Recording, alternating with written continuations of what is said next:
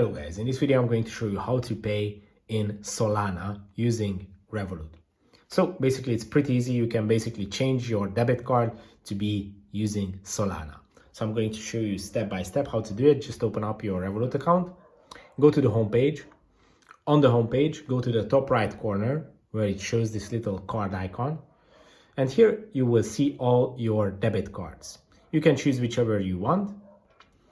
And then go to the settings menu, which is here. In the settings menu, go to the first option, which is spend from. And when you choose this option, it is going to allow you to select a specific pocket that you would like your debit card to charge anywhere, anytime you pay with it. So basically here you can just choose Solana or any other cryptocurrencies, as you can see, and you can use that for payments. Just like you do with your normal debit card.